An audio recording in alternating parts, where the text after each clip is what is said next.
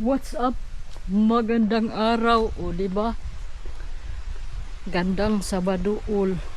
Nag-ano ako ba? Pinadiop ako ni Lula. Tapos mag-isa lang ako, di ba? Mag-isa lang ako. Pag Sabado kasi wala akong kasama.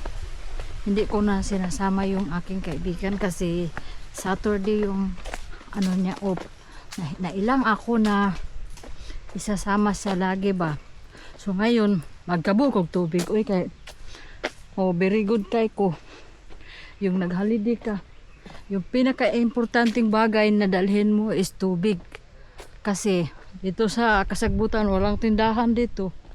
Kaya ayun, magkabu ako diri na may ano dito doon sa baba, may ano dito bali, may tubig din doon.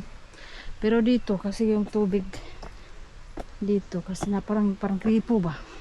Iwan ko kung ngayon nag-agas ba. So parang nag-hike lang din ako. Naghiga man ako doon. Kaso nga lang kailangan kong mag-init ng tubig para initin ko lang yung tubig. Tapos may ano man ako doon, tsa at saka gatas, may sugar na din, kompleto ba. Oo, para wala mang tindahan dere. Kaya dinala ko na yung mga kakailanganin ko. Yun nga lang nakalimutan kong dalhin. Hinihingal ako kasi bakilid yung tubig at saka baso, kutsara, plato. May ano naman doon sa bahay ni amo, yung bang pagkatapos mong gamitin itatapon mo na lang. Oo, nakalimutan kong dalhin i-ready. So dito may mag ano dito pag tuwing Sunday, please protect the diba, light, fire or engage the mga na to siya. Isang beses din akong pumunta dito. Dito lang ako nagtambay-tambay habang inaantay ko yung day off ko.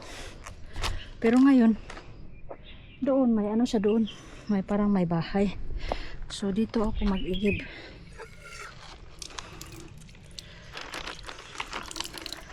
Pang gagamitin ko.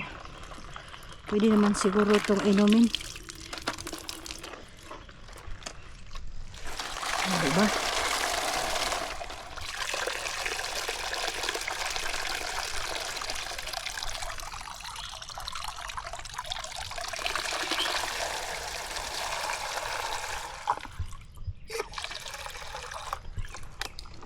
Pinuno ko na yung aking na dito may nakatago din mga lutuan ng mga kababayan natin na OFW pag pumupunta dito. Dito bali may sink na hinuhugasan. Kaso mag-isa lang ako kaya ayoko nang dito lang pala yung daan. Ayoko nang pumunta dito, medyo malayo-layo na. Pumunta lang ako dito para magkuha ng tubig.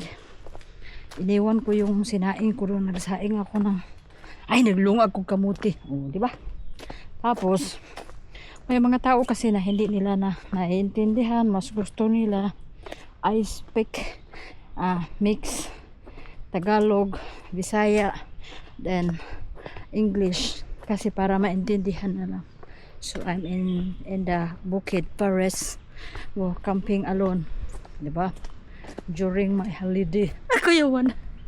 Pero hindi kasi ako sanay magsalita ng mga salitang for the guests only. So by the way, maraming salamat sa mga nanonood, sumisilip ng aking video. Salamat sa inyo. So let me take some wood.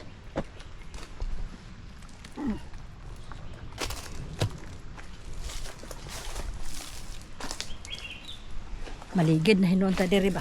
Bako. Si bako maimpas sa tong utang. Diba? Ganun lang yung buhay. Ganun lang yung buhay. Kailangan ko siyang i-monitor na yung cellphone, ang camera ko na laging open. Kasi bigla siyang mamamatay. Hindi ko pa siya gustong i-off. So, ayun na. Malapit na tayo sa aking pwesto. Pag Sunday dito, may tao naman dito. Maraming nakatambay dito. Pero pag Sabado, bihira lang yung pumupunta. Kasi ako malapit lang yung amo ko. Nandyan lang. Kaya pag ayokong pumunta ng malayong lugar, so dito na lang ako tumatambay. Nakakapagluto ako dito ng mga pagkain gusto kong kainin pang Pinoy. So yun ang aking tent, di ba? Nagagawa ako dito yung mga hindi ko nagagawang lutuin sa bahay ng amo. Kaya okay na rin. Malapit lang naman. Hanggang kailan ko gusto. Walang ano dito. Parang nasa Pinas lang ako, di ba? Mabigat yung tubig ko eh. So yung kamote ko na sinaing.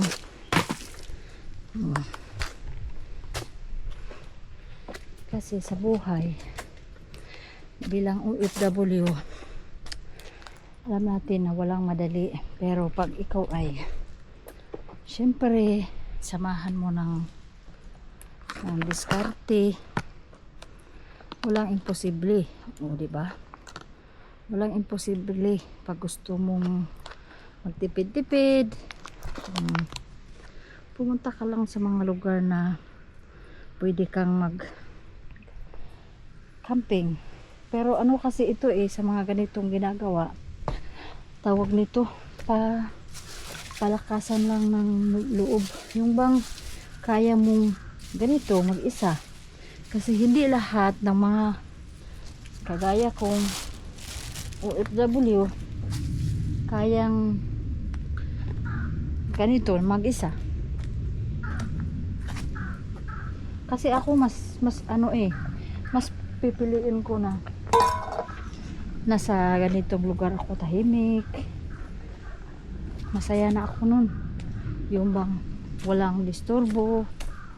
Mas okay yung ganito kaysa pupunta ka ng maraming lugar. Kasi hindi lahat ng lugar dito sa Hong Kong pwede kang maghaling. Ayun, luto na. Pwede na natin yung pabugnawon. Yung kamote ba? So mahaba-haba na din yung video. Hindi naman siya nakakatakot kasi marami namang dumadaan dito. So doon na tayo, mahaba na yung video natin. Maraming salamat, bye bye, good luck. This is Inday ng Bukidnon.